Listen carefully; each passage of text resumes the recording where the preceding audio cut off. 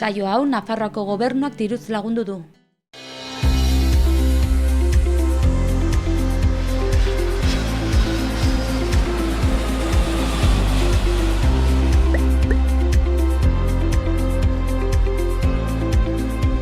Javi, arratsaldeon. Arratsaldeon. Hasi baino lehen konta iguzu pixka nortzaren zu. Javi Landa naiz, Uhartekoa. Gasteizen eman dituen 5 urte, Alemanian beste 5, eta duela 10 urte edo hasi nintzen arte munduan profesional gisa lanean, eta orain diseinu eta estudio bat daukat. Diseinu eta dekorazio estudio bat. Eta zintzu dira zure afizioak, arteaz aparte? Kirola, batez ere, kirola asko, eta adibidez, arte martzialetan ibiltzen naiz, nire denbora librean batez ere, eta kultura orokorrean. Esan duzu Alemanian egon zinela, zergatik joan zinen eta zertara?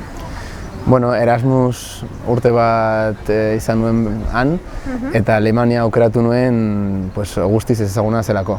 Zeuden aukerak oso Frantzia, edo Italia, edo Portugal, nahiko hurbil dauden nazioak ziren eta ez ziren oso interesgarriak, eta beste aukerak oso hotzak ziren, Finlandia, Suedia eta horrela. Eta orduan Alemania zen guztiz ezaguna, interesgarria, eta zen nuen, guazen aruntz, eta horra zen nire erlazioa, eta oso luze eta orain arte oso estua.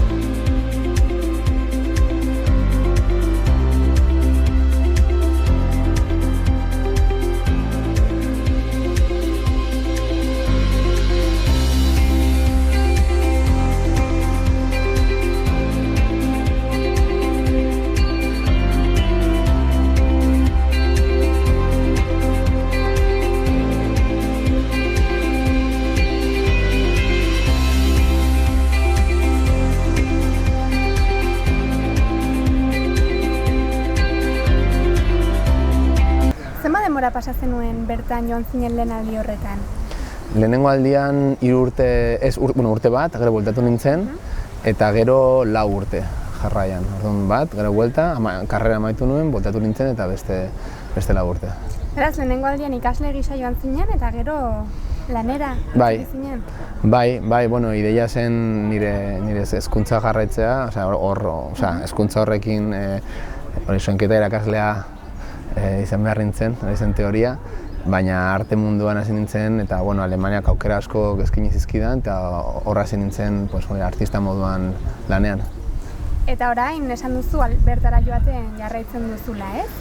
Bai, proiektu asko ditut bertan, lagun asko eta arte urbanoko festival bat ere antolatzen dut, beste 2 lagunekin, Alemaniako 2 lagunekin, eta 9 edizio egin ditugu orain jarraian.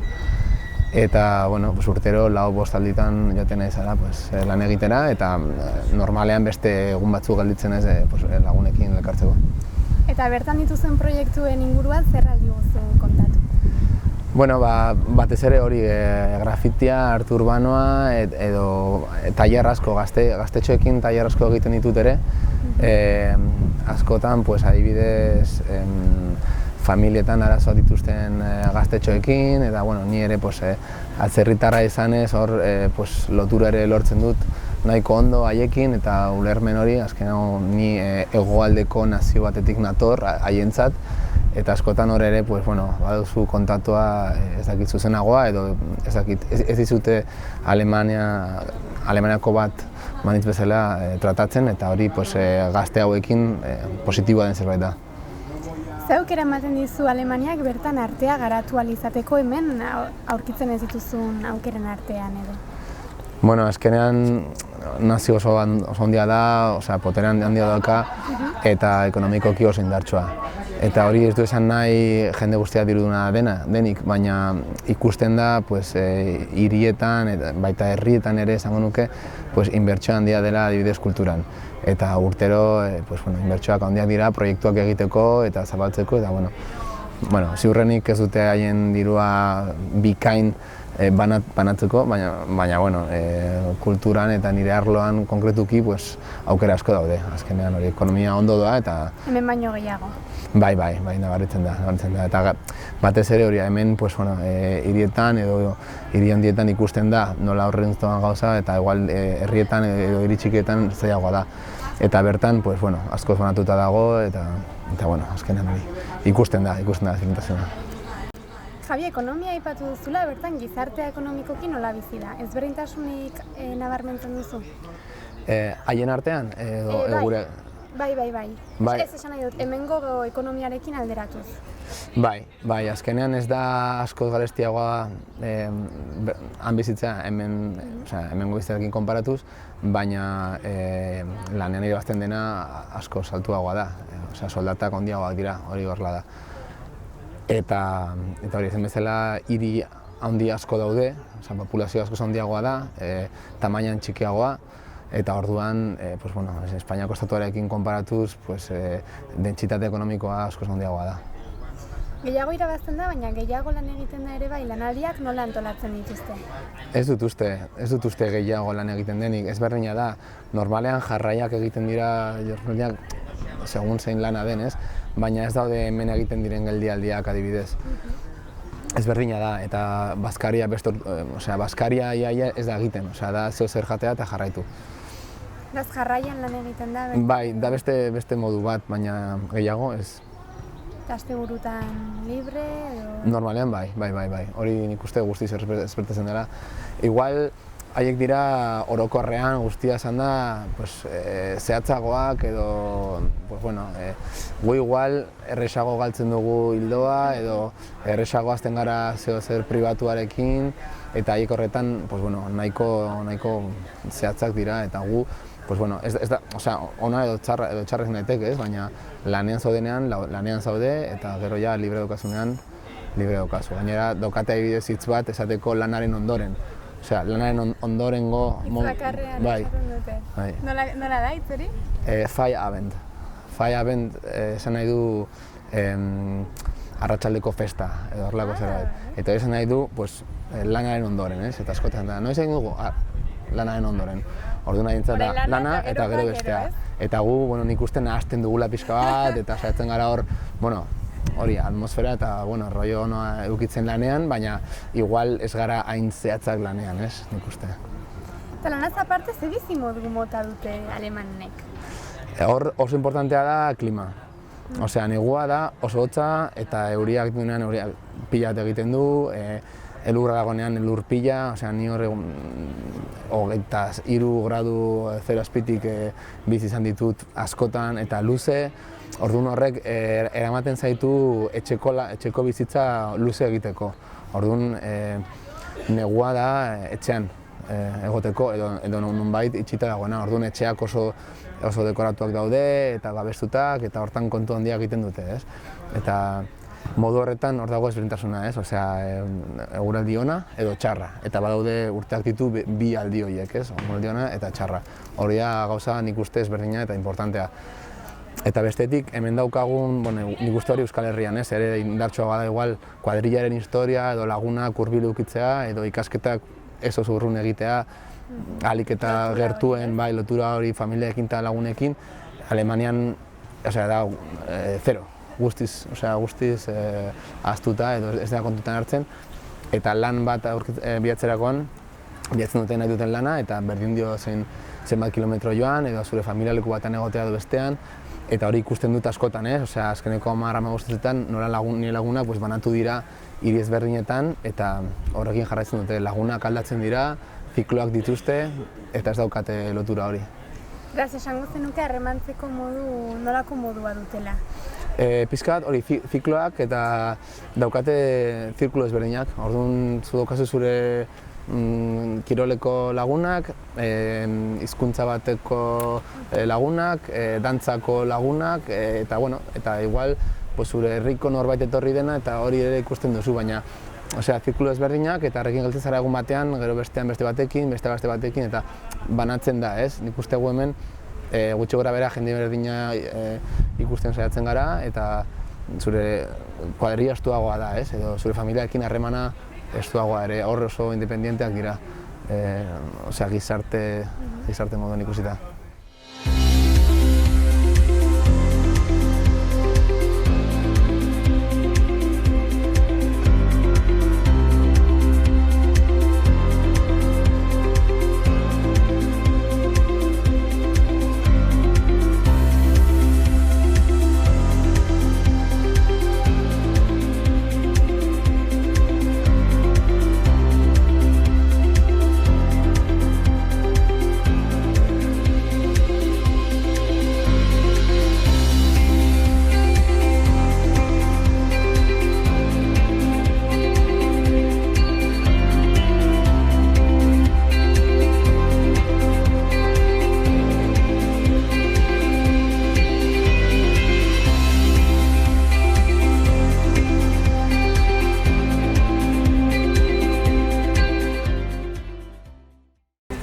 Javi, orduan kaleak ez dira oso biziak, ez?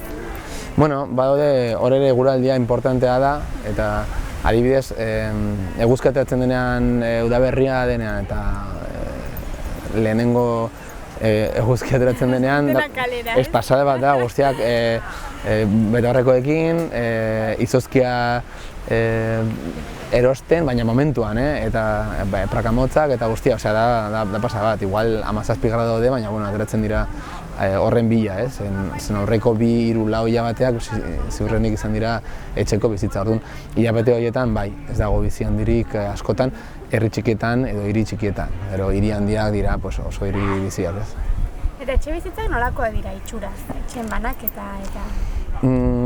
Pixko bat, Euskal Herrian bezala igual, bai, zen Euskal Herrian ere etxea oso izaera importantea dauka.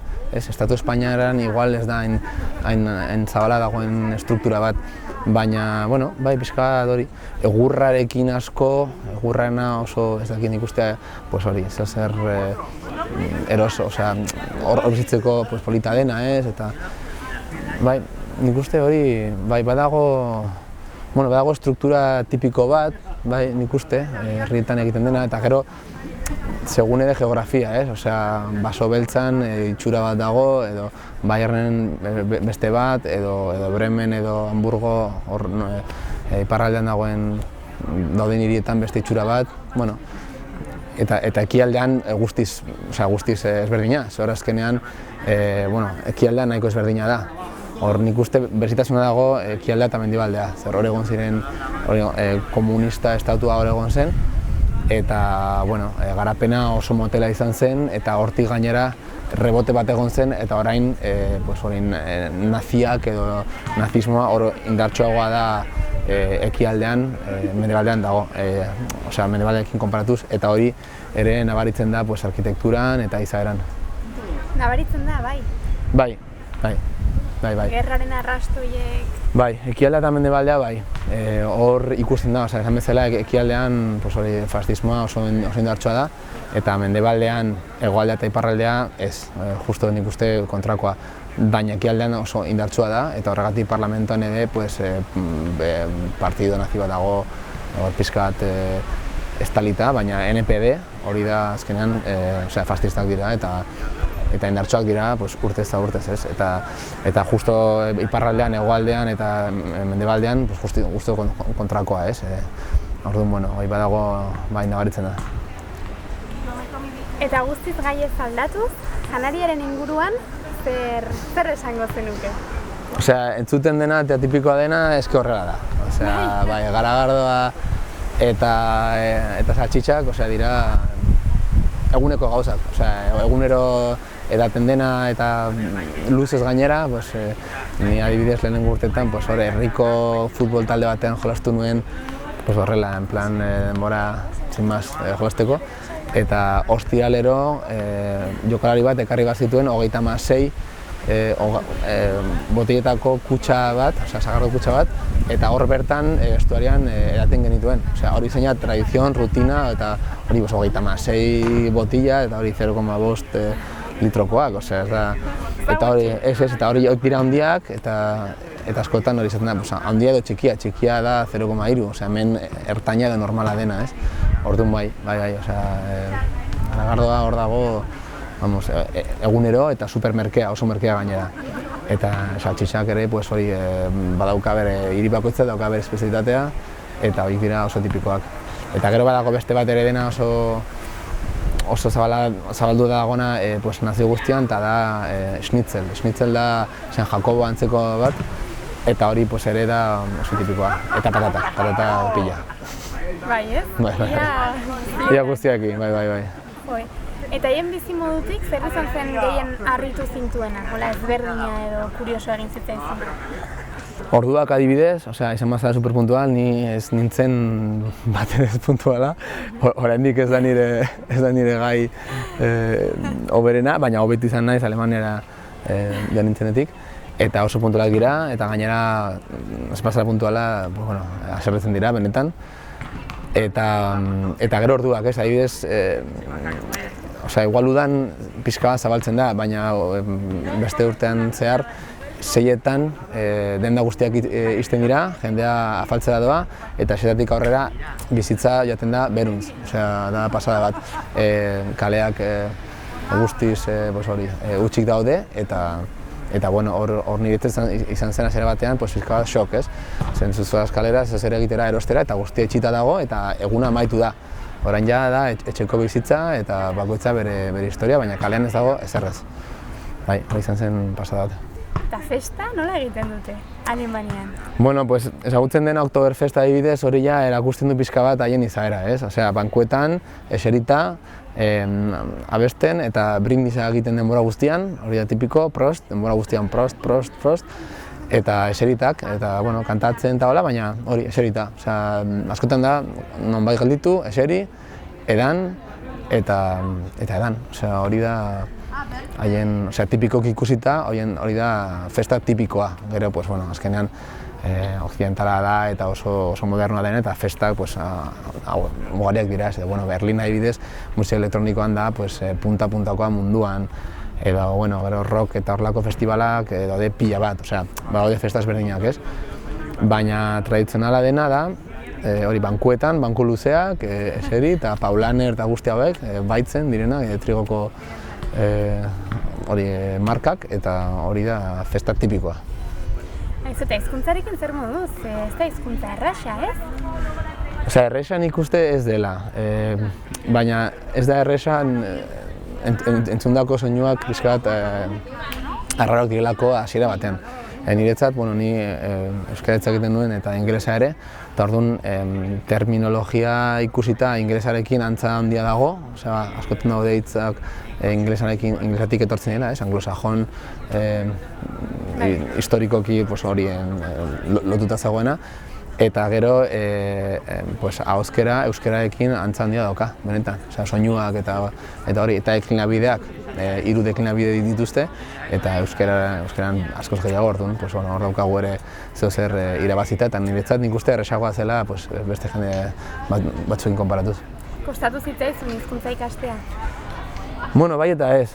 Ni saiatu nintzen Erasmus urtea guztiz Alemaniako jendearekin egoten, hasiera bat lehenengo 2 astetan, estatuko jendearekin elkartzen zara, eta ni jende honekin ez ziren nire lagunak izango Iruñan. Segatik nago hauekin, gaztearen ez zitzen dago, eta nik ez dut hau nahi, eta festak ez ziren oso interesgarriak, eta horren hazen nintzen, herriko ondoko herri bateko talde batean futbolakin jolasten, nila futbola ahaztuta nauka, baina horrela entregatuko naiz, eta hori ikasi nuen pixka bat, herriko eta futbolako hizkuntza, eta hor hartu nuen pixka bat guztua ere, eta gero nire denbora hartako neska laguna ere Alemaniakoa zen, asko lagundu zidan, noski, eta nik uste 4-5 hilabete behar izan dituen lehenengo soinuak ulertzeko. Zenbat hitz esan ditu pertsona honek, 4 edo 1, ez dakit. Hori izan zen zailena, nik uste, hitzak banatzea. Eta gero nik uste, ez dituzu hitz asko behar, zu zeu hitz egiteko. Nik uste gaztelaniaz edo euskeraz daukagu hiztegi asko zabalagoa, bai. Eta orduan, elkarrizketa normal batean agertzen dira hitz pila bat. Nik uste Alemaniako norbaitek hitz egiterakoan hiztegia demurritzagoa da eta erresagoa da ulertzea. Eta hori ere errezten du ikastea, bai. Eta atzerritarrak nola ikusten gaituzte? Guri? Bai. Bueno, nik uste garela los guais del sur. Osea, hegoaldekoak, eta hori ja da hegoaldea, baina hegoaldeko jendearekin konparatuz, hoberenak.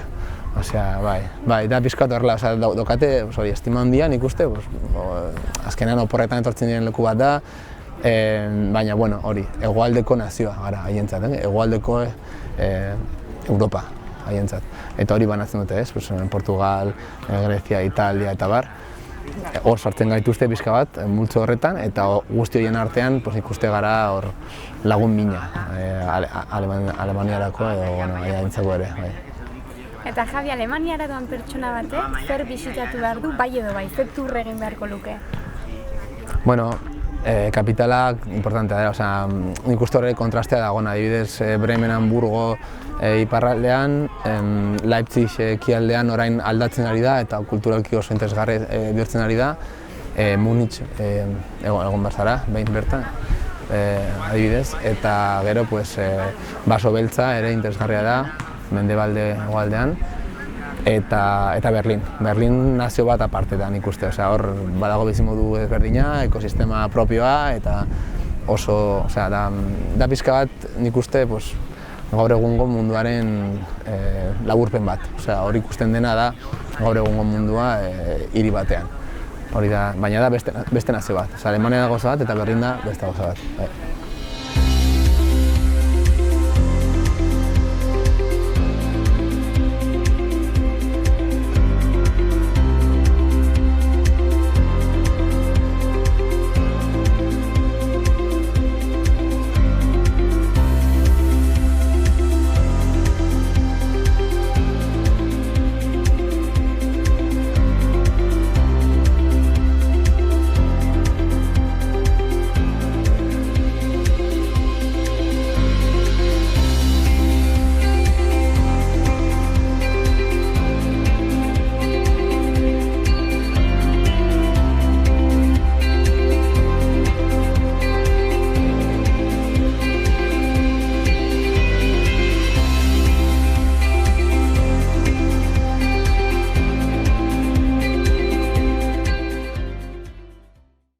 Egon da, Javi, zer da faltan gehien botatzen duzuna, antzaudenean?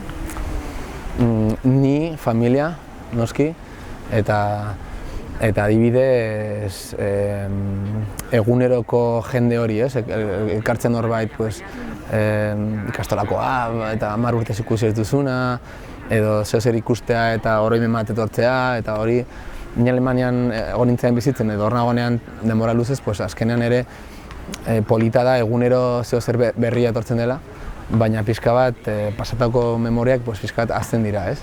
Eta hemen bueltatzerakoan beti dago norbait elkartzen duzuna hemen ikusten duzu kalean, eta hori da polita, ez? Eta azkenean hor kanpoan zaudenean batez ere hori ez. Ez Alemania delako, baina nik uste atzerrian egoteragatik. Eta anekdotarik gogoratzen duzuela momentu berezirik? Alemanian, bai, pila bat ez, baina batez ere ia beti daude lotutak edo gure izaera lagunekin bizitan etorri zirenean, sartu ziren tren batean, ni esan nien bono bat erostea 4 pertsona merke bidatzeko, eta ordendu zituzten 20 euro ez dakiz zer, eta sartu ziren el tren de alta velocidad balio duela 120 euro bilete bakoitza. Eta haiek, eske ez nekien, eske nik uste, eta iritsi ziren ordu erdian 4 urtan izan beharra, eta azkenan hori da gure izaera pixka de, ez baditez ere esaten, saiatuko naiz, egingo dut, edo adibidez metroan sartuta ez ordaindu, ez dagolako aterik, ez da Bilbon bezala edo Barcelona de Madrilen, ez dago aterik, zu metroa erosten duzu, sartzen zara barrurantz, eta gu azkenean beti el truko, ez ordaintzea, eta gauza horiek gertatzen dira askotan, ez? Eta gero, hizkerarekin edo hizkuntzarekin beti daude historiak eta bromak, eta nire bertako lagunak guztiak Alemaniakoak dira, eta hor daude, broma asko, eta akatsak ateratzen dira, eta orain broma moden hartzen dituzu ez, eta horrela ere ikasten da, ez? Bai, polita da. Bizitzeko tokia atsegina da? Bai, hor daude hiriak eta hiriak, esan bezala. Adibidez Bremen oso polita iruditu zitzaidan, eta erosoa hor bizitzeko, ez da oso handia, baina dena daukazu, eta pizka bat niretzat da hemen Gasteiz bezala, baina portuan, osea, da zer horrelako zerbait, ez? Eta horrelakoeria badaude oso polita, Berlin da oso interesgarria ere bizitzeko. Alare, lehen komentatu didazu, bizitzeko tokia atsegina dela, haien arauak errespetatzen badituzu, ez? Konta iguzu hori. Bai, haientzat badaude arauak eta horiek bete behar dira, eta egin behar diren gauzak egin behar dira, eta horrez dago flexibilitaterik, ez? Guk hemen ikuste askotan gauzak antolatzen dira, edo planak egiten dira, edo zer akordatzen da, eta gero, agian beteko da, edo agian ez, edo ikusiko dugu, eta azkeneko momentuan, eta Alemanian ez da horrela. Hor gauzak bete behar dira, bestera jendeak zurekin ez du kontatzen, eta gauzak ez dute funtzionatzen, ez? Baina baita alderantziz, ni orain jaztut Alemanian bizitzen, eta 9 urtez proiektu bat adibidez egiten dut urtero. Eta noski Alemanian badagoela jendea nire lana egiten duena eta ni baino beto agian, baina haiek dira oso, funtzionatzen badu jarraituko dute. Fidelak? Bai, fidelak zuk ere erantzuten baduzu, ez? Orduan nik uste hori da historia, ez? Zuk fidela baldin bazara eta zehatza haien arauekin edo... Bai, arau sozialekin. Bai, hori da, orduan primeraino daiteke dena, baina hasten bazara trukoak egiten zaki zer, haien mozten dute, baina batean, bai. Eta etxe bizitza lortzea zaila da? Aiokatzea da super erresa. Jendeak ez du erosten. Ez ditu gauzak erosten, ez ditu etxeak edo pisuak erosten, baina bai, hori pila bat eta oso erresa da. Adokatzea da super erresa. Gero hirietan ere, egun non den hirian bertan, prezioak aldatzen dira, baina merke bizi daiteke eta bai, erostea zaila da eta jendeak ez du egiten. Zeren asko mugitzen dira. Esan dugun bezala, jende asko mugitzen da, beti ate hori irekita daukate, ni lana amaitzen bada beste leku batera joango naiz, orduan normalean alokatzen da, errez eta asko. Eta ez gutxitan, nola salduko zenuke edo nola deskribatuko zenuke Alemania? Alemania niretzat da, niretik izan du, niretzat egokien izango izteke udan Alemanen bizitzea eta neguan hemen. Hori da nik uste perfecto, ez? Hari mentalitatea nirekin oso ondo doa, nik ez naiz oso eskandalosoa ez dakit. Andaluziako norbait igual izango luke, eske hor da un muermo, ez dakit. Niretzat, badago hor alde bat lasaiagoa dena edo profesionalki zer egiteko oso interesgarria da, aukera asko daude, zer ondo egiten baduzu edo saiatzen bazara ondo egiten jendeak ikusten du eta baloratzen du pila bat, eta atzerriko jendea behintzat gurekin jarrera oso positiboa da. Orduan, nire kasuan aukerak asko izan ditut beti, hor profesionala bihurtu izan nintzen eta nire partez da nire bigarren txea, ez? Orduan, bai, ez dira, ez gara hain ezberdinak, baina hori ulertu behar da nolakoak diren eta onartu behar duzu haien bizimodua. Ziurrenik horrela da leku guztietan, ez? Baina nire kasu Alemaniarekin hori nik uste da importantea, ez? Egokitzea. Bai, hai daukate struktura konkretuak eta horrela funtzionatzen baduzu, primeran. Orain hemen zaude eta zertan zabiltza? Batez ere nire estudioarekin, hori, horma irudia, artea eta grafitiaren munduarekin eta diseinua, dekorazio eta bar. Eta Alemaniarekin lotura zuzena egunero, lagunekin, WhatsAppekin, eta orain abuztuan daukagu festivalaan eta gero bueltan iraian hemen. Eta gainera hango artistak hona etortzen dira, hemengoak aruntz, orduan ere nire inguruko jendea ere Alemaniako sare honetan ere sartu dut eta badaukagu erlazioa eta hemengo lagunak dauzkaturen ere Alemanian eta saiatzen beti hor grafitia eta artearen munduan hori ere lotzen. Eta baduzu bertan instalatzeko asmorik edo ez? Ez dakit, baina nire neska ere bertan ikasi zuen Alemanian eta beti daukagu hori ideia, ez? Hemen ez baldin bada, gaizki baldin bada, joango gara Alemanera, orduan, atea irekita dago benetan, bai, zergatik ez. Ni hor gainera, nire neska laguna hor han egon zen eta askotan joan gara, aruntz, batzutan Alemanez hitz egiten dugu etxean, eta, hor, bai, aukera bat da, bai. Eta maitzeko, Javi, atzerrira joango den pertsona bati ze aholku emango zenioke?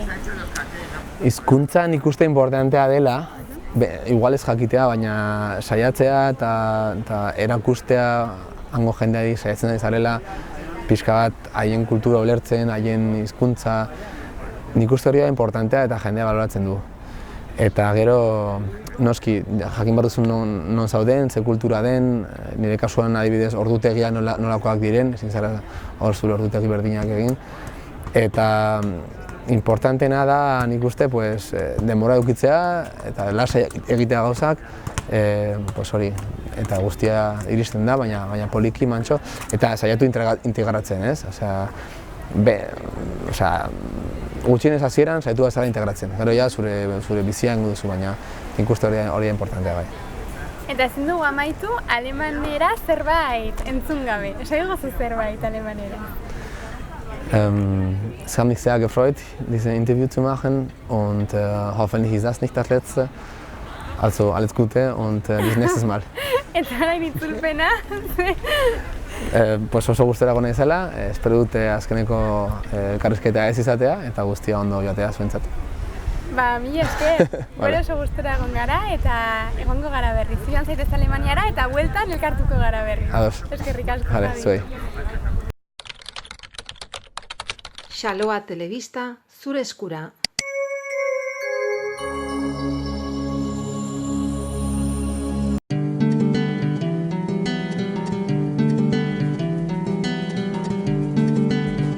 Saio hau Nafarroako Gobernuak diruz lagundu du.